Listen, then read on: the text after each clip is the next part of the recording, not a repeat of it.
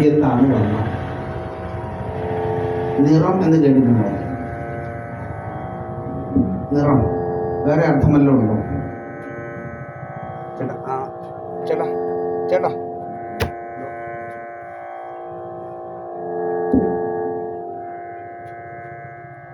വേറെ അർത്ഥങ്ങളൊന്നും നമ്മുടെ ശ്രദ്ധയിൽ ഇല്ല. ശരിക്കും വർണ്ണം എന്ന് പറഞ്ഞാൽ എന്താണെന്നറിയാം? നമ്മുടെയൊക്കെ ഇടയിൽ ആളുകളെ പരസ്പരം വിരോധിപ്പിക്കുന്ന ഒരാശയമായിട്ട് ചിലരെങ്കിലും ഈ വർണ്ണം എന്ന വാക്കിനെ കാണാറില്ല. ഇപ്പോൾ സവർണ്ണൻ, അവർണ്ണൻ ഇങ്ങനെയൊക്കെ പറഞ്ഞുകൊണ്ട് പല ആളുകളും നമ്മുടെ ഇടയിൽ വരാറുണ്ട്. ഈ സാധനം എന്തോന്നാണെന്ന് അറിയാത്തത് കൊണ്ട് ചിലർ മിണ്ടാതിരിക്കും, ചിലരതങ്ങ് അംഗീകരിക്കും, മറ്റു ചിലർ സംശയത്തോടു കൂടി അതിനെ നോക്കും. എന്നാൽ നമ്മൾ പറഞ്ഞ് മനസ്സിലാക്കും, കറുത്തവനെന്നും വെളുത്തവനെന്നും ഒക്കെയുള്ള ചില വേർതിരിവുകളാണ്. അപ്പോൾ കറുത്തവനെന്തോ മോശം, വെളുത്തവനെന്തോ വലിയവൻ, ഇങ്ങനെയൊക്കെ പറയുമ്പോൾ അധ്വാനിക്കുന്ന ആളുകൾ കറുപ്പുള്ളവരാണ്, അതുകൊണ്ട് സ്വാഭാവികമായിട്ടും അവരോട് ഇരിക്കുന്ന പൂവപ്പഴം പോലെ ഇരിക്കുന്ന ആളുകൾക്ക് ചില അടിമ മനോഭാവമൊക്കെ ഉണ്ടാകും എന്നൊക്കെ പറയുമ്പോൾ ചിന്തിക്കുമ്പോൾ ശരിയായിട്ട് തോന്നുന്ന കാര്യം ശരിയാണല്ലോ, ചിലരൊക്കെ അങ്ങനെ ഉണ്ടാവുമല്ലോ. പക്ഷേ വർണ്ണം എന്ന വാക്ക് ഏതാണ്ട് ആധുനിക കാലത്തെ വാക്കല്ല, എത്രയോ ലക്ഷം വർഷങ്ങൾക്കപ്പുറമുള്ള ഒരു വാക്കാണ്. എന്ന് വെച്ചാൽ പൗരാണികമാണ് ഈ വാക്ക്, ആധുനികമല്ല. അപ്പോൾ ആധുനിക അർത്ഥം കൊണ്ട് ആ വാക്കിനെ നമ്മൾ വ്യാഖ്യാനിച്ചാൽ അത് അബദ്ധമായിട്ട് തോന്നും. നിങ്ങൾ പണ്ട് കാലത്ത് ഒരു കുറേ കാലങ്ങൾക്ക് മുമ്പ് അടിപൊളി എന്ന് പറഞ്ഞാൽ വളരെ മോശം എന്നായിരുന്നു. ഇപ്പം അടിപൊളി എന്ന് പറഞ്ഞാൽ എന്തായി? ഏറ്റവും നല്ലതെന്നായി, ഇല്ലേ? നേരെ തല തിരിഞ്ഞു എന്ന് വെച്ചാൽ ശീർഷാസന തലത്തിലേക്ക് നമ്മൾ മാറി, തല തിരിഞ്ഞ് ചിന്തിക്കുന്നു. ഇതുപോലെയാണ് പല വാക്കുകൾ. ഇവിടെ വർണ്ണം എന്ന വാക്കും പൗരാണികമാണ്. അത് ഏറ്റവും കൂടുതൽ ഉപയോഗിച്ചിരിക്കുന്നതും പൗരാണിക ഗ്രന്ഥങ്ങളിലാണ്. അപ്പോൾ നമ്മളതിനെ എങ്ങനെ പരിഗണിക്കണം? പൗരാണിക കാലത്തെ അർത്ഥം വെച്ച് വേണം നമ്മളതിനെ പരിഗണിക്കാൻ, വേണ്ടേ? ഇപ്പോൾ 90 വയസ്സുള്ള ഒരു അമ്മയെ ആ അമ്മയുടെ ബാല്യകാലം ഇപ്പം ചിന്തിക്കാൻ പറ്റുമോ? അന്ന് എങ്ങനെയായിരുന്നു അങ്ങനെ തന്നെ ചിന്തിക്കാൻ പറ്റുള്ളൂ. അല്ല, ഇന്നത്തെ സാഹചര്യം വെച്ചുകൊണ്ട് ആ അമ്മയുടെ ബാല്യകാലം ചിന്തിക്കുന്നത് ശരിയാകും തോന്നുന്നില്ല. അതുപോലെയാണ്. അപ്പോൾ ഇവിടെ നിങ്ങളിൻ്റെ ഒരു കാര്യം ചെയ്യണം. നിങ്ങൾ ആ ഫോൺ എടുക്കണം. നിങ്ങളുടെ ഫോൺ എടുത്തിട്ട് അതിനകത്ത് വർണ്ണം എന്നൊന്ന് കൊടുക്കുക. ഗൂഗിളിനോട് ചോദിക്കൂ. ഇപ്പോൾ ഗൂഗിൾ ആണല്ലോ കുരുവുമാണ്, ഇടയ്ക്ക് കുരുവുമാണ്, ഇല്ലേ? ആവട്ടെ, നിങ്ങൾ അതിനോടൊന്ന് ചോദിക്കൂ, ആ വർണ്ണം എന്ന വാക്കിൻ്റെ അർത്ഥം എന്തെന്ന് ചോദിക്കും. അപ്പോൾ ഗൂഗിൾ കുറേ അർത്ഥങ്ങൾ പറയും കേട്ടോ. പക്ഷേ അതിൽ പരിഗണിക്കേണ്ട അർത്ഥം ഏതാണ്? അതിൽ നിറമെന്ന് പറയും, വിഭാഗമെന്ന് പറയും, മറ്റൊരെണ്ണം പറയും. അത് ഈ ആധുനികതയുടെ കാലത്ത് ആളുകളെ തമ്മിൽ ഭിന്നിപ്പിക്കാൻ നടക്കുന്നവർ ആ അർത്ഥം പറയത്തില്ല. കാര്യം എന്താണെന്നറിയോ? അത് പറഞ്ഞാൽ സത്യം എന്തെന്ന് ആളുകൾ തിരിച്ചറിയും. അപ്പോൾ എന്നെ കേൾക്കുന്ന പ്രിയമുള്ളവർ, നിങ്ങളുടെ ഫോണിനകത്ത് വർണ്ണം എന്ന് അടിച്ചു കൊടുക്കുമ്പോൾ അതിൽ വരുന്ന ഒരർത്ഥം, പൗരാണിക അർത്ഥം എന്താണ്? അത് അക്ഷരങ്ങളുടെ അടിസ്ഥാനമാണ് വർണ്ണം.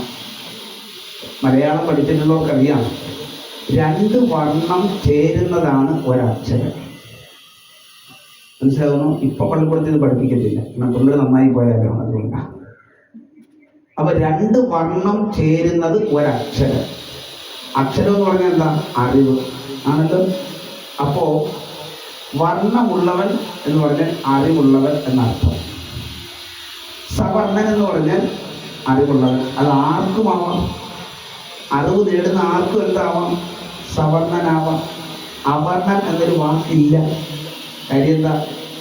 എല്ലാവർക്കും അറിവ് നേടി ഏത് നിലയിലും എത്താം. കാട്ടാളനായിരുന്ന രത്നാകരൻ അറിവ് നേടി, രാമനാമം ജപിച്ച് അറിവ് നേടി മഹർഷിയായി മാറിയില്ലേ? ആരെങ്കിലും എതിർപ്പം? രാജാവായിരുന്ന വിശ്വാമിത്രൻ തപസ് ചെയ്ത് അറിവ് നേടി മഹാമഹർഷിയായില്ലേ? ആരെങ്കിലും എതിർത്തോ? അപ്പോ ഒരിക്കലും ജനനം കൊണ്ടല്ല ഒരാളുടെ അറിവിനെ നിശ്ചയിക്കുക, അവൻ നേടുന്ന അറിവനുസരിച്ചാണ്. ഇപ്പൊ രണ്ട് വർണ്ണം ചേരുന്നത് ഒരക്ഷരം എന്ന് പറയുമ്പോൾ നമ്മൾ ഓർക്കണം, ക എന്ന അക്ഷരം നിങ്ങൾ പറയണമെങ്കിൽ അതിൽ രണ്ട് വർണ്ണമുണ്ട്. അത് ഏതൊക്കെയാ? ക് അധികം ആ. മനസ്സിലാവില്ലേ? ക് അധികം ആ. ഇത് രണ്ട് ചേരുമ്പോഴാണ്, രണ്ട് വർണ്ണം ചേരുമ്പോഴാണ് ഒരക്ഷരമാകുന്നത്. അപ്പോ വർണ്ണം എന്നാൽ അക്ഷരങ്ങൾക്ക് അടിസ്ഥാനം, അറിവിന്റെ അടിസ്ഥാനമാണ് വർണ്ണം. ജാതിയാണോ? നിറമാണോ? അല്ല. പക്ഷെ നമ്മൾ പഠിപ്പിക്കുന്നത് എങ്ങനെയാ? ഇത് നിറമാണ്, ജാതിയാണ്, വർണ്ണമാണ്, ഇങ്ങനെയൊക്കെയുള്ള ചില കാര്യങ്ങളാണ് നമ്മളെ പഠിപ്പിക്കുന്നത്. അങ്ങനെ പഠിപ്പിച്ചു വരുമ്പോൾ ആളുകൾ തെറ്റിദ്ധരിച്ചു പോകുന്നതേ ഉള്ളൂ. അങ്ങനെ തെറ്റിദ്ധരിക്കപ്പെട്ട് കഴിയുമ്പോൾ ആളുകളെ തമ്മിൽ തല്ലിക്കാൻ എളുപ്പമാണ്. നമ്മളെ സംബന്ധിച്ച് തല്ലാനിങ്ങനെ കാത്തുനിൽക്കുക ഇല്ലേ? അതുകൊണ്ട് ഇത്തരം കാര്യങ്ങൾ പറഞ്ഞു വരുമ്പോൾ ധർമ്മവും വർണ്ണവും ഒക്കെ പൗരാണിക പദങ്ങളാണ്, ഇന്നലെ ഉണ്ടായ പദങ്ങൾ അല്ല. അപ്പോൾ ഇവിടെ ഇത് ധർമ്മത്തിലേക്ക് വരാം. അപ്പോൾ ഇവിടെ വർണ്ണ ആശ്രമ ധർമ്മം പറയുക. വർണ്ണാശ്രമം എന്ന് പറഞ്ഞാൽ എന്താണ്? വർണ്ണത്തിൽ അധിഷ്ഠിതമായ ആശ്രമം എന്ന് വെച്ചാൽ അറിവിന്റെ അടിസ്ഥാനത്തിൽ നിശ്ചയിക്കപ്പെട്ടിട്ടുള്ള ഓരോരോ ഭാഗം. അവിടെ ജനനം കൊണ്ടല്ല, ജാതി കൊണ്ടല്ല. ജാതി പറഞ്ഞാൽ തന്നെയും ഇന്ന് കാണുന്ന ഒരു ജാതിയുടെയും പേര് നമ്മുടെ ഈ പുരാണങ്ങളിൽ ഒന്നിലും ഇല്ല. അപ്പോൾ പൗരാണിക കാലത്തുള്ള ആ സ്ഥിതി എന്താണെന്ന് അറിയാത്തവരാണ് ഇന്ന് ജാതിയുടെ പേര് പറഞ്ഞ് തമ്മിൽ തല്ലണം. ഇപ്പോൾ ഏത് മകൻ്റെ, ഏത് അച്ഛൻ്റെ അമ്മയുടെ മകനായിട്ട് ജനിച്ചാലും അവൻ അറിവ് നേടിയാൽ അവൻ നേടുന്ന ഉദ്യോഗം ഉന്നതമല്ലേ? ആണോ? പണ്ടും അങ്ങനെ തന്നെയാണ്. അപ്പോൾ അറിവിൻ്റെ അടിസ്ഥാനത്തിലായിരുന്നു ഓരോ സ്ഥാനങ്ങൾ ആൾക്കാർക്ക് കൽപ്പിച്ചിരുന്നത്. ആ സ്ഥാനങ്ങൾ കിട്ടിയവർ പിന്നെ അവരുടെ സന്താനങ്ങളെ ആ നിലയ്ക്ക് തന്നെ വളർത്തിക്കൊണ്ടുവരും. ഇപ്പം നമ്മുടെ കൂട്ടത്തിൽ തന്നെ ഒരാള് നല്ല സർക്കാർ ഉദ്യോഗസ്ഥനായ എന്ത് ചെയ്യും? അയാളുടെ മക്കളെയും അതുപോലെ ആക്കണമെന്ന് ആഗ്രഹിക്കാറില്ല. അതിനുവേണ്ടി അവർ പുതിയ മാർഗങ്ങൾ കണ്ടെത്തും. അങ്ങനെ വരുമ്പോൾ ആ സ്റ്റാറ്റസ് അവര് നിലനിർത്തും. മനസ്സിലായില്ലേ? അപ്പൊ അത് ആർക്കും ചെയ്യാവുന്ന കാര്യമാണ്. അതുകൊണ്ട് ഇവിടെ അറിവിന്റെ അടിസ്ഥാനത്തിൽ നാലായിട്ട് തിരിച്ചു. അത് ലോകത്തെല്ലായിടത്തും ഉണ്ട്, ഏത് മേഖല എടുത്താലും ഉണ്ട്. അതെന്താണ് നാലായിട്ട് തിരിച്ചത്? ഏറ്റവും നല്ല അറിവുള്ള ആളുകൾ ഒരു തട്ട്. അത് ഏത് അച്ഛന് പറഞ്ഞു, ഏത് അമ്മയ്ക്ക് പറഞ്ഞു ഒരു വിഷയമല്ലേ. നന്നായിട്ട് അറിവുള്ള ആളുകൾ. അപ്പോൾ പരീക്ഷ നടത്തുമ്പോൾ ഏറ്റവും കൂടുതൽ മാർക്ക് വാങ്ങിയ ഒരു തട്ട്, അതിൽ കുറച്ച് മാർക്ക് വാങ്ങിയ ഒരു തട്ട്, അതിൽ കുറച്ച് മാർക്ക് വാങ്ങിയ ഒരു തട്ട്. ഇങ്ങനെ തട്ട് തിരിക്കുമ്പം അതിൽ വിഭാഗീയതയുണ്ടോ? അതിൽ ജാതി കാണുമോ ആരെങ്കിലും? ഇല്ല. അപ്പൊ ഇവിടെ ഏറ്റവും കൂടുതൽ അറിവെന്ന് പറഞ്ഞാൽ എന്താണ്? ആധ്യാത്മികം, ഭൗതികം, അങ്ങനെ എല്ലാത്തിനെയും സംബന്ധിക്കുന്നതുമായ അറിവുകളാണ്. ഇത് നേടിയ ആളുകളെ ബ്രഹ്മജ്ഞാനികൾ എന്നാണ് വിളിച്ചിരിക്കുക. എന്താ വിളിക്കുക? ഈശ്വരനെ പറ്റിയുള്ള, ബ്രഹ്മത്തെ പറ്റിയുള്ള, പ്രപഞ്ചത്തെ പറ്റിയുള്ള, പ്രകൃതിയെ പറ്റിയുള്ള ശാസ്ത്ര സത്യങ്ങൾ തിരിച്ചറിഞ്ഞ ആളുകൾ. ഒപ്പം ആ ബ്രഹ്മത്തെ അറിഞ്ഞവർ ആ ബ്രഹ്മത്തെ ആരാധിക്കുന്ന തലത്തിലേക്ക് എത്തുന്നു. നിങ്ങൾ ഒരു വസ്തുവിനെ ആരാധിക്കണമെങ്കിൽ നിങ്ങൾക്ക് അതിന് അനുഭവം വേണ്ടേ? അറിവ് വേണ്ടേ? അറിവില്ലാതെ ആരെങ്കിലും എന്തിനേലും അനുഭവിക്കുമോ? ആരാധിക്കുമോ? ഇല്ലല്ലോ. അപ്പൊ അതുകൊണ്ട് അങ്ങനെ ഒരു വിഭാഗം ബ്രഹ്മജ്ഞാനികളായിരുന്നു. അവരെ വിളിച്ചിരുന്ന പേരാണ് എന്ത്? ബ്രാഹ്മണർ. അല്ലാതെ അത് ഒരു പ്രത്യേക വിഭാഗമായിട്ട് ഉണ്ടാക്കിയെടുത്തതൊന്നും അല്ല. പിന്നൊരു വിഭാഗം ഉണ്ടായിരുന്നു, ക്ഷത്രിയർ. അതെന്താണ്? ക്ഷയത്തിൽ നിന്നും ത്രാണനം ചെയ്യും. സമൂഹം ഏതെങ്കിലും കാരണവശാൽ രോഗങ്ങൾ കൊണ്ടോ ദുരിതങ്ങൾ കൊണ്ടോ അറിവില്ലായ്മ കൊണ്ടോ നശിക്കുന്ന ഘട്ടം വന്നാൽ, നാട് നശിക്കുന്ന ഘട്ടം വന്നാൽ, ആ സമയത്ത് ഈ നാശത്തിൽ നിന്ന് രക്ഷിക്കുന്ന ഒരു വിഭാഗം ഉണ്ടാവും. അവരാരോഗ്യമുള്ളവരായിരിക്കും, യുദ്ധം അറിയാവുന്നവരായിരിക്കും, ഇല്ലേ? വാക്കസത്തുള്ളവരായിരിക്കും, ആയുധം ഉപയോഗിക്കാൻ അറിയുന്നവരായിരിക്കും, ശാരീരിക ക്ഷമതയുള്ളവരായിരിക്കും. അവരെ എന്ത് വിളിച്ചു? ക്ഷത്രിയന്മാർ എന്ന് വിളിച്ചു. ഇത് ഒരു വീട്ടിൽ തന്നെ ഉള്ള രണ്ട് മക്കൾക്ക് ഇങ്ങനെ ആവാം. ഒരാൾ ബ്രാഹ്മണനും ആവാം, ഒരാൾക്ക് ക്ഷത്രിയനും ആവാം. ഇനി മൂന്നാമതൊരു വിഭാഗം വന്നെന്താണ്? ഈ രക്ഷിച്ച മാത്രം മതിയോ? അറിവ് മാത്രം മതിയോ? വല്ലതും കഴിക്കണ്ടേ? അതിനെന്ത് വേണം? ധനം വേണ്ടേ? അപ്പൊ ധനം സമ്പാദിക്കുക, ധനപരമായ കാര്യങ്ങൾ ചിന്തിക്കുക.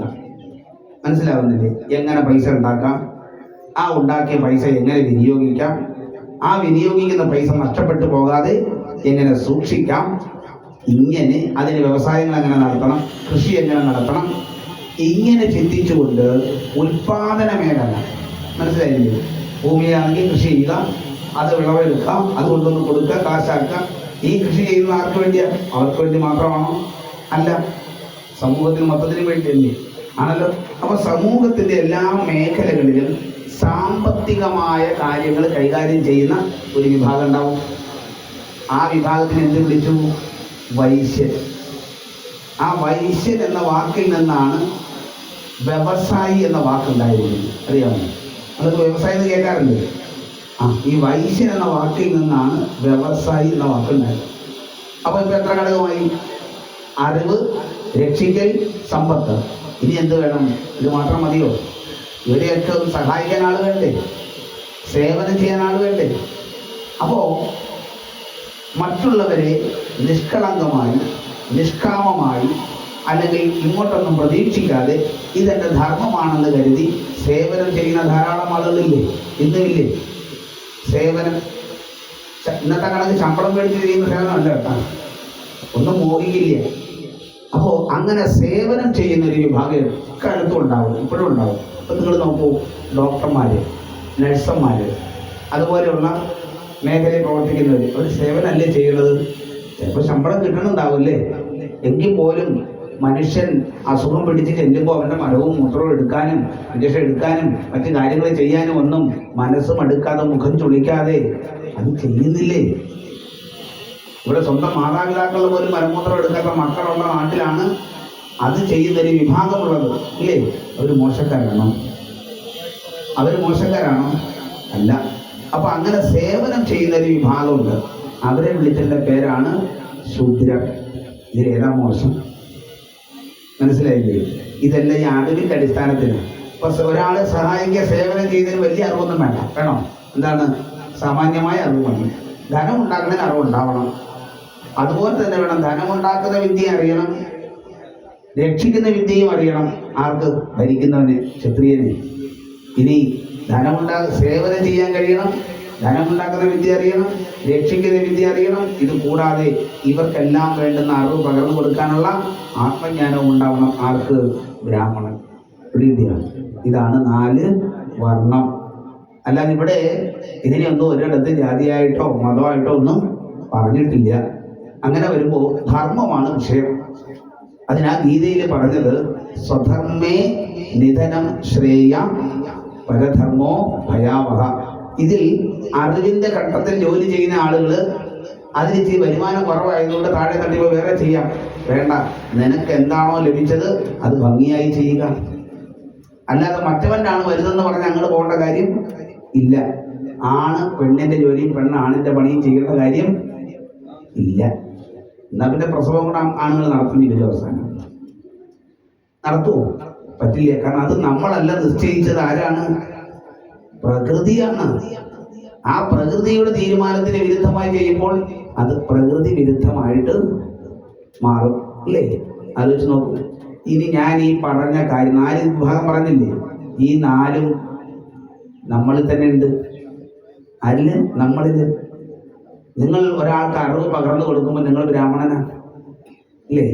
നിങ്ങൾ ഒരു വിഷയത്തിൽ ഇടപെട്ട് ആധികാരികമായി ഏറ്റെടുത്ത് അത് പരിഹരിക്കാൻ പരിശ്രമിക്കുമ്പോൾ നിങ്ങൾ ക്ഷത്രിയനാണ്. മനസ്സിലായില്ലേ? ഇനി നിങ്ങൾ മറ്റുള്ളവർക്ക് വേണ്ടിയായാലും അല്ലാതായാലും ധനം ഉണ്ടാക്കുന്ന പ്രവർത്തനത്തിൽ ഏർപ്പെടുമ്പോൾ നിങ്ങൾ ആരാ? കൃഷി ചെയ്യുക, പശുവിനെ വളർത്തുക, അല്ലേ? ഇതൊക്കെ ചെയ്യുമ്പോൾ നിങ്ങൾ ആരാ? വൈശ്യനായി. ഇതേ നിങ്ങൾ റോഡിൽ വീണ് കിടക്കുന്ന ഒരാളെ എടുത്തോണ്ട് പോയി ചികിത്സിച്ച് ശുശ്രൂഷിക്കുമ്പോൾ നിങ്ങൾ ആരായി? ശൂദ്രനായി. പിടിപിടിയ. ഇത്രയേ ഉള്ളൂ ഈ സാധനം. ഈ സാധനത്തെയാണ് നമ്മളെ തമ്മിലടുപ്പിക്കാൻ വേണ്ടിയിട്ട് നീ അവർണൻ, നീ വർണ്ണൻ, നീ സവർണൻ, മറ്റേത് ബ്രാഹ്മണിക്ക് ഗതിമണി മണ്ണാങ്കട്ട ഇതൊക്കെ പറഞ്ഞിട്ട് തമ്മിൽ തല്ലിക്കുന്നത്. മനസ്സിലാവുന്നു? ഇതുപോലെ പറഞ്ഞാൽ ഞങ്ങൾക്ക് അറിയാനിരുന്നല്ലോ. പക്ഷെ സമയം കിട്ടാറില്ല. കേൾക്കാൻ ആളും വളരെ കുറവായിരിക്കും. കാരണം പാത രണ്ടുണ്ട്. ഒന്ന് നെറികേടിന്റെ പാതയും ഒന്ന് ശരിയുടെ പാതയും. ശരിയുടെ പാതയിലൂടെ എളുപ്പം പോകാം. കാര്യം എന്താ? തിരക്ക് കാണില്ല. മനസ്സിലാവുന്നു? പക്ഷെ നെറികേടിന്റെ പാത നോക്കിയാൽ അവിടെ തിരക്കാണ്. കാരണം 99% അങ്ങനെയുള്ളതാണ്.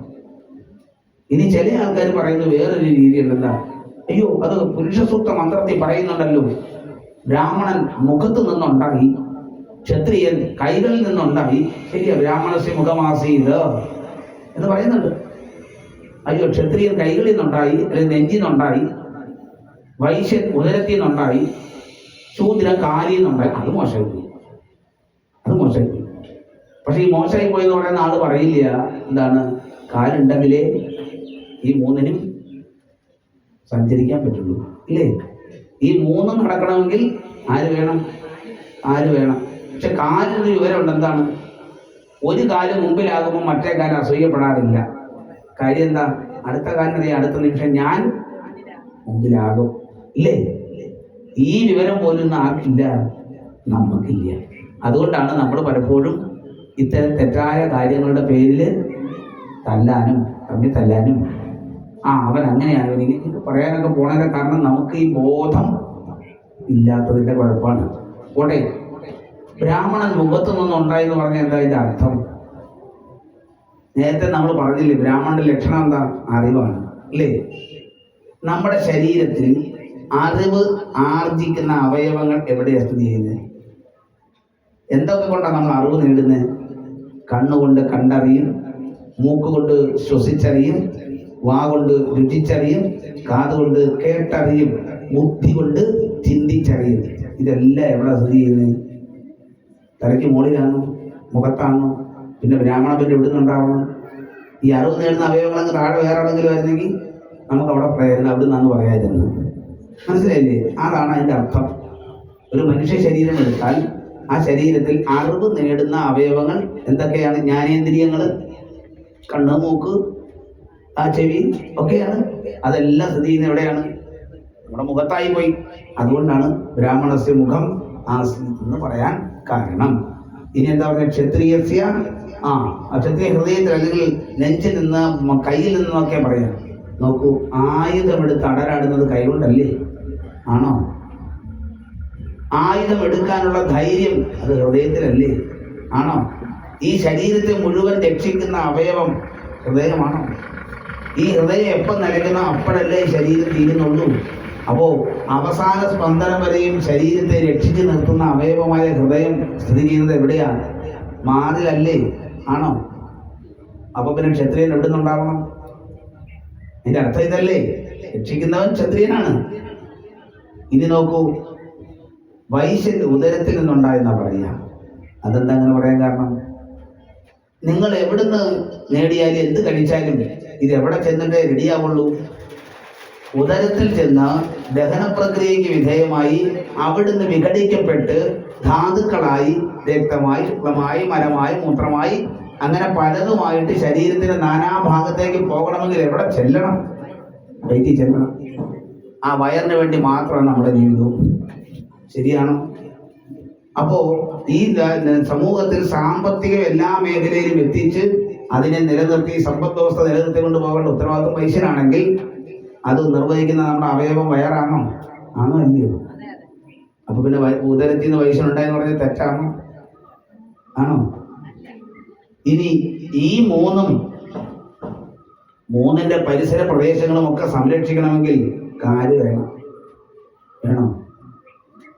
പക്ഷേ നമുക്കൊരാളോടുള്ള ബഹുമാനം കാണിക്കുന്നതിന് എന്താ നമ്മൾ ചെയ്യുന്നത്? തലയെ തൊട്ടല്ലത് വിടുന്നത്, കാലയെ തൊട്ടാ. ആണോ? അപ്പൊ ആരാ വലുത്? അപ്പൊ ബ്രാഹ്മണനാണോ വലുത് അതോ ശൂദ്രനാണോ വലുത്? പാദത്തിൽ തൊട്ടല്ലേ നമ്മൾ തൊടുന്നത്, ആണല്ലോ. അപ്പൊ ആ പാദത്തിൽ തൊട്ട് തൊടുമ്പോൾ അതിന്റെ പ്രത്യേകത എന്താണ്? സത്യത്തില് മറ്റുള്ളവർക്ക് അനുഗ്രഹമാവുക, മറ്റുള്ളവരുടെ പാദത്തിൽ കൂടി സ്വീകരിക്കുക. അതാണ് പല ആൾക്കാരും പാദത്തിൽ തൊട്ട് തൊടല്ലേ എന്ന് പറയാറുണ്ട്. മനസ്സിലാവണ്ടല്ലേ? കാര്യപ്പെട്ടോടല്ലേ എന്ന് പറയാൻ കാരണം നമ്മളുടെ പാപത്തെ പോലും പരിഹരിക്കാൻ കഴിയും ആ അറിവിൻ്റെ മുമ്പിൽ. കാരണം ഇങ്ങ് തല മുതൽ പാദം വരെ ഒന്നാണ്. ബ്രാഹ്മണനും ക്ഷത്രിയനും വൈശ്യനും ശൂദ്രനും എല്ലാം ഒരേ ഒരു ശക്തിയുടെ വ്യത്യസ്ത ഭാവങ്ങളാണ്. ഇതാണ് നാനാത്വത്തിൽ ഏകത്വം. നല്ലത് മനസ്സിലാവണമല്ലോ. ഇത് പറയേണ്ട വേദി ഇതാണെന്ന് ചോദിച്ചാൽ എനിക്കറിയില്ല. പക്ഷേ ഈ സത്യങ്ങൾ നിങ്ങൾ ഇപ്പൊ കുറച്ചെങ്കിലും അറിഞ്ഞാൽ വരുന്ന ആളുകളിലെങ്കിലും മക്കൾക്ക് പറഞ്ഞു കൊടുക്കാൻ കേട്ടോ. മക്കളെ തമ്മിൽ തെളിയിക്കുന്ന സാധനമല്ല ഈ സനാതനധർമ്മം. വർണ്ണാശ്രമം വർണ്ണമെന്ന് പറഞ്ഞാൽ ഈ പറയുന്ന ജാതി മതവും ഒന്നാങ്കട്ടയൊന്നും അല്ല എന്ന് ഇനിയെങ്കിലും നിങ്ങൾ പറഞ്ഞു കൊടുക്കുമ്പോഴാണ് ഈ ഒരു യജ്ഞമൊക്കെ നടത്തിയതിൻ്റെ ഗുണവും ആ കുഞ്ഞുങ്ങൾ എല്ലാവരെയും സമന്മാരായി കണ്ട് സന്തോഷപൂർവ്വം ജീവിക്കാൻ അവർക്ക് സാധിക്കുകയുള്ളൂ. അതിനൊരു കളമൊരുക്കുക മാത്രമാണ് ചെയ്യുക. ഇനിയാണ് സനാതനധർമ്മം. ഞാൻ നേരത്തെ പറഞ്ഞു 30 ഗുണങ്ങളിൽ അധിഷ്ഠിതമാണ് സനാതനധർമ്മം. ആ 30 ഗുണങ്ങളാണ് ഇനി നമ്മൾ കേൾക്കാനായിട്ട് പോകുന്നത്. എല്ലാവരും ആ 30 ഗുണങ്ങൾ കേൾക്കുന്നതിനെ സംബന്ധിച്ചൊന്ന് ചിന്തിക്കുക. ശ്രീമദ് ഭാഗവതത്തില് 7-ാമത്തെ സ്കന്ധത്തില് നരസിംഹ അവതാരവും അതുപോലെ ത്രിപുര ദഹനവും ഒക്കെ കഴിഞ്ഞുള്ള ഒരു ഭാഗമുണ്ട്. ആ ഭാഗത്ത് വർണ്ണാശ്രമധർമ്മം എന്ന് പറയുന്നുണ്ട്. ആ ഭാഗത്താണ് പറയുന്നത്. അവിടെ ഓം നമോ ഭഗവതേ വാസുദേവായ. മുന്നമ്പദര്യാശ്രമത്തിൽ ഞാൻ ചെന്നിട്ട് വന്ദിച്ചു നാരായണനോട്. ഇതുപോലെ ചോദിച്ച നേരം എനിക്ക് നാരായണൻ മോദാൽ അരുൾ ചെയ്ത പോലെ ചൊല്ലുന്നു ഞാൻ. നേരത്തെ നമ്മുടെ ത്രിപുരദഹന കഥ കേട്ട് കഴിഞ്ഞപ്പോൾ പരീക്ഷിത് മഹാരാജാവ് വർണ്ണാശ്രമധർമ്മത്തെ പറ്റി അറിയണമെന്ന് ആവശ്യപ്പെടുന്ന ഒരു ഭാഗമുണ്ട്. അതിനുള്ള ഉത്തരമായിട്ടുള്ള വരികയാണ്. നിർമ്മല വർണ്ണാശ്രമസ്ഥിതി കൊണ്ടിക നിർമ്മലാത്മാ ഭഗവാൻ പ്രസാദിക്കുന്നു. സർവജനത്തിനും വേണ്ടുന്നത് മുന്നിൽ സർവപ്രധാനമാകുന്ന. നോക്കിക്കോണേ, 30 ഗുണങ്ങളാണ് പറയാൻ പോണത് കേട്ടോ. സർവപ്രധാനമാകുന്ന സത്യം, ദയ, പിന്നെ തപസ്സും, ശുചി, തിദീക്ഷ, തഥാ നന്നായി ശമവും ദമവും ഉണ്ടാകണം. നല്ലോരഹിംസ, ത്യാഗം, ബ്രഹ്മചര്യവും നല്ല സ്വാധ്യായവും ആർജവം, സന്തോഷം, സമതൃ സേവനം, അദ്വൈതവാഞ്ഛയും ആത്മവിചാരം, മൗനം, ജന്തുഷോദയ, അന്നദാനേച്ഛയും ദേവതാത്മാബുദ്ധി, നന്നായി ശ്രവണവും കീർത്തനമെന്നിവ തന്നുള്ളിലോർക്കയും സജ്ജന സംഗമം, യജ്ഞവും വന്ദനം, നല്ല സഖിത്വവും, വിജ്ഞാനികളിൽ ദാസ്യം, ബ്രാഹ്മണ്യർപ്പണം. ഇങ്ങനെ 30 വൃത്തി മനുഷ്യർക്കോ മംഗലാത്മാ ഭഗവൽ പ്രസാദത്തിനു കാരണമെന്നു ധരിക്ക മഹാമതേ. ഇത്രയും കാര്യങ്ങളേ ഉള്ളൂ. ഈ 30 ഗുണമുള്ളവരിൽ ഭഗവാൻ 100% അനുഗ്രഹിച്ചിരിക്കും. ഈ ഗുണങ്ങളെ അറിയുക എന്നുള്ളതാണ് ഈശ്വരനെ അറിയുക എന്നുള്ളതിന്റെ ഒരു സത്യം. ദയ, തപസ്, ശുചി, തിദീക്ഷ, ശമദമങ്ങള്, അതുപോലെ അഹിംസ, ത്യാഗം, ബ്രഹ്മചര്യം, സ്വാധ്യായം, ഇങ്ങനെ 30 ഗുണങ്ങളുണ്ട്. കഴിയുമെങ്കിൽ ഒന്ന് എഴുതി വെച്ചിട്ട് ഒന്ന് നോക്കുക. അപ്പോ ഈ ഗുണങ്ങളെ നമുക്ക് അറിയാൻ സാധിക്കും. ഇവിടെ പറയാണ്, ആരണർക്ക് ഈ ചൊന്നത് ഏറ്റവും ഉത്തമം. അതായത് അറിവുള്ളവർ ഇത്രയും കാര്യങ്ങൾ നിർബന്ധമായും പാലിച്ചിരിക്കണം. അതിന് യാതൊരു മാറ്റവും ഇല്ല എന്ന് പറയുന്നു. ആരണക്ക് ഈ ചൊന്നത് ഏറ്റവും ഉത്തമം. മന്ത്രസംസ്കാരവും സദ്വിജത്വം, പിന്നെ അന്തരമെന്നേ വൈദിക വൃത്തിയും യാഗവും സൽക്കർമ്മവും ഇവ ബ്രാഹ്മണരായുള്ളവർക്കൊരു വൃത്തിയാകുന്നതും. ഇപ്പൊ ബ്രാഹ്മണർക്കുള്ള ധർമ്മങ്ങൾ എന്തൊക്കെയാണെന്നാണ് പറഞ്ഞത്. അവർക്കത് പറയുന്നുണ്ട്. വിശദമായി പറയാനുള്ള സമയം നമുക്ക് അല്പസമയം കഴിഞ്ഞ് പറയാം. എന്തായാലും ഒരു കാര്യം ഓർക്കാം, അവിടെ മന്ത്രസംസ്കാരം ഉണ്ടാവണം. ദ്വിജത്വം. എന്താണ് ദ്വിജത്വം? വീണ്ടും ഒരു ജനന. ഇതെന്താണ്? സംസ്കരിക്കുക, ഉപനയനം ഒക്കെ കഴിഞ്ഞ് ബ്രാഹ്മണനായിട്ട് മാറണം. സാധാരണ നിലയ്ക്ക് നിന്ന അറിവുണ്ടോ? ആ അറിവുള്ളവനായിട്ട് നമുക്ക് മാറാൻ സാധിക്കണം. അങ്ങനെ ഒരു മാറ്റം ഉണ്ടാവണം. അത് പറയുന്നു. അതുപോലെ തന്നെ വൈദിക വൃത്തി അറിഞ്ഞിരിക്കണം, യാഗങ്ങൾ അറിഞ്ഞിരിക്കണം, സൽക്കർമ്മങ്ങൾ മാത്രമേ ചെയ്യാവുള്ളൂ. ഇങ്ങനെ ബ്രാഹ്മണരായവർക്ക് ഇങ്ങനെ ചില ഗുണങ്ങളുണ്ട്. അതിന് എല്ലാവർക്കും ബാധകമാണ് കേട്ടോ. അതുപോലെ തന്നെ പറയുന്നു, പിന്നെ വിചിത്രകഥനം ഉഞ്ചവൃത്തി നന്നായി അനുഗ്രഹിച്ചിടുക എന്നതും വ്യാജം അസത്യമാം വാണിഭം. കേൾക്കുന്നേ? വ്യാജം അസത്യമാം വാണിഭം നായാട്ടും നീചാശ്രയം രാജസേവ ജനനിന്ദ ആചരിച്ചിടരുത് ദ്വിജജാതികൾ. ഇതൊന്നും പാടില്ല. ഇതൊക്കെ നല്ല ഗുണങ്ങളാണോ? അപ്പൊ ഇങ്ങനെ നല്ല ഗുണമുള്ള ആളുകളാണ് ആര്? ബ്രാഹ്മണർ എന്ന പദത്തിന് യോഗ്യർ. അല്ലാതെ ഏതോ ആളിന്റെ അച്ഛനായിട്ട് മോനായിട്ട് ജനിച്ചൊന്നും എഴുതിക്കൊണ്ടാരും ബ്രാഹ്മണരാകില്ല. നിങ്ങൾ ശ്രദ്ധിച്ചിട്ടുണ്ടോ? കേരളത്തിലായാലും ലോകത്ത് എവിടെ എടുത്ത് പരിശോധിച്ചാലും ജയിലറുകൾ നോക്കണം, എത്ര ബ്രാഹ്മണർ കിടക്കുന്നത്. എന്താ ഇല്ലാത്ത? എന്താ അവർക്ക് കുറ്റം ചെയ്യാൻ പറ്റത്തില്ലേ? അവർക്ക് ആരോഗ്യമില്ലേ? ശരീരമില്ലേ? ഇവിടെയാണ് ക്ഷമയും തിരിക്ഷയും ഈ പറയുന്ന സംസ്കാരവും ശീലിച്ചാൽ അധർമ്മങ്ങളിൽ നിന്നും തെറ്റുകളിൽ നിന്നും അവർക്ക് മാറി നിൽക്കാം. എല്ലാവരും അങ്ങ് ബ്രാഹ്മണരാവണം, പ്രശ്നമുണ്ടാവും. അങ്ങനെയായാൽ നാട് നന്നാവില്ലേ? മനുഷ്യൻ നന്നാവില്ലേ? അതാവാൻ ശ്രമിക്കാതെ കൊണ്ട് അങ്ങനെ ആയവരെ തെറി പിടിച്ചത് കൊണ്ട് വല്ല ഗുണമുണ്ടാവും? നമ്മൾ ആലോചിച്ച് നോക്കൂ. അപ്പം നമുക്ക് എല്ലാവർക്കും അതാകാം. ആർക്കും ആകാൻ പറ്റാത്തതായിട്ട് ഇല്ല. പക്ഷെ ഈ ഗുണങ്ങൾ വേണം. ഗുണങ്ങളിൽ അധിഷ്ഠിതമാണ് ബ്രാഹ്മണ്യം. ആ ഗുണങ്ങളിൽ അധിഷ്ഠിതമാണ് ക്ഷത്രിയത്വം. ഗുണങ്ങളിൽ അധിഷ്ഠിതമാണ് വൈശ്യൻ. ഗുണങ്ങളിൽ അധിഷ്ഠിതമാണ് സ്ത്രീയൻ അല്ലെങ്കിൽ ശൂദ്രൻ. ഇതറിയണമെങ്കിൽ നിങ്ങൾ കഴിയുമെങ്കിൽ ശ്രീമദ് ഭഗവത്ഗീതയിൽ 18-ാമത്തെ അധ്യായത്തിൽ 41 മുതലുള്ള ശ്ലോകം ഒന്ന് വായിച്ചാൽ അതിൽ ബ്രാഹ്മണ ക്ഷത്രിയ വൈശ്യ ശൂദ്രാദികളുടെ ഗുണത്തെ പറ്റി പറയുന്നുണ്ട്. ഇതൊന്നും നമ്മൾ പഠിക്കാത്തത് കൊണ്ടാണ് നമുക്കിതൊക്കെ എന്തോ വലുതാണെന്നൊക്കെ തോന്നുന്നത്. നമ്മൾ പഠിച്ചു കഴിയുമ്പോൾ ഇത്രേ ഉള്ളൂ, എന്നാൽ ഞാൻ ഇനി തൊട്ട് അത്തരം കാര്യങ്ങളിലേക്ക് ഈ ജന്മം സാധിക്കണമെന്നില്ല കേട്ടോ.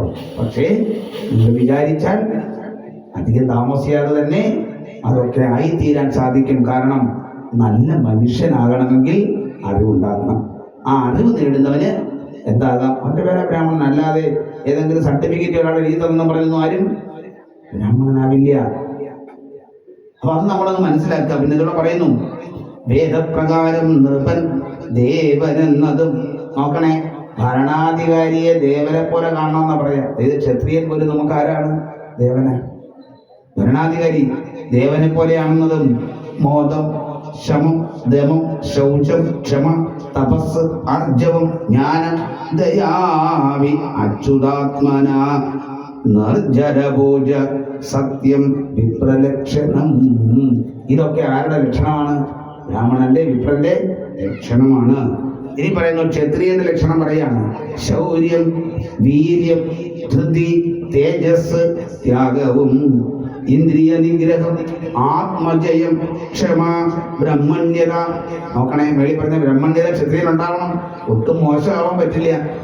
പ്രസാദം, രക്ഷ എന്നിവ സമ്മതം ക്ഷത്രിയ ലക്ഷണം അറിയുക. ദേവഗുർവാച്യുതേ ഭക്തി, ത്രിവർഗ സന്തോഷം, ആസ്തിക്യം, ഉദ്യോഗം, നിപുണത, വൈശ്യരുടെ ലക്ഷണം ഇവയൊക്കെയും. വന്ദനം, ശൗചവും, സ്വാമി സേവ, പിന്നെ മന്ത്രമില്ലാതെ സകർമ്മങ്ങൾ, സത്യവും, അന്തരാഭക്തി, കളവ് കൂടാതെയും, ഗോരക്ഷയും, കൃഷി, വാണിഭം, ഈ വക നേരോടെ ചെയ്ത് ശൂദ്രന് ഇവ ലക്ഷണം. ഇതിലേതാ മോശം? മനസ്സിലായില്ലേ?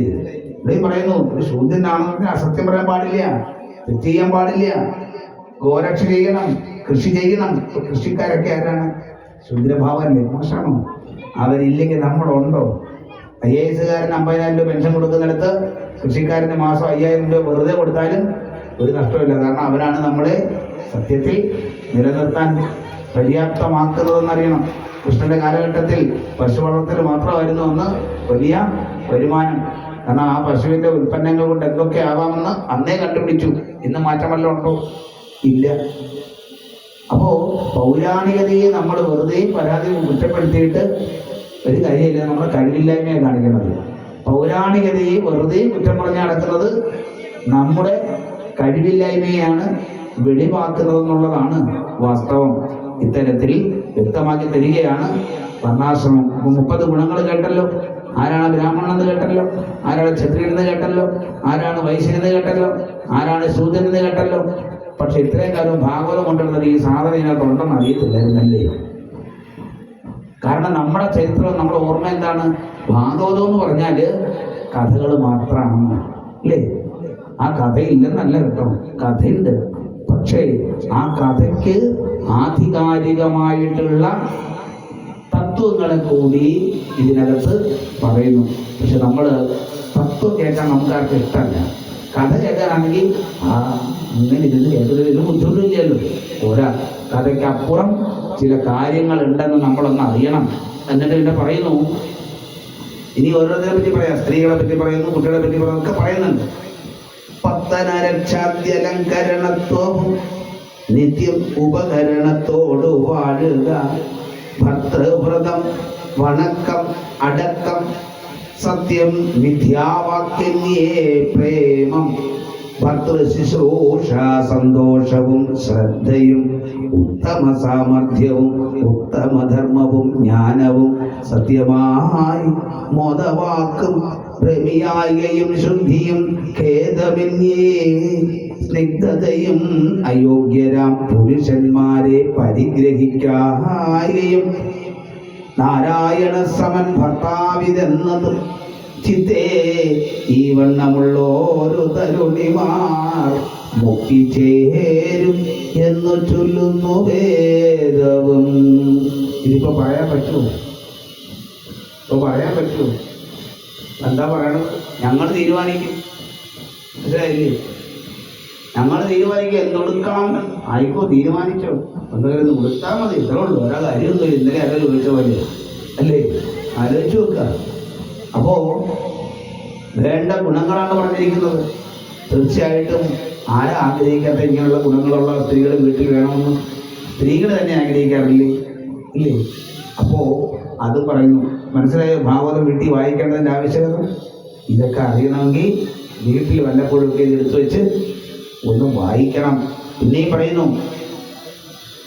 നാരായണ സമൻ ഭർത്താവിതെന്നതും ചിന്തേ ഈ വണ്ണമുള്ള ഒരു തരുണിമാർ മുക്തി ചേരും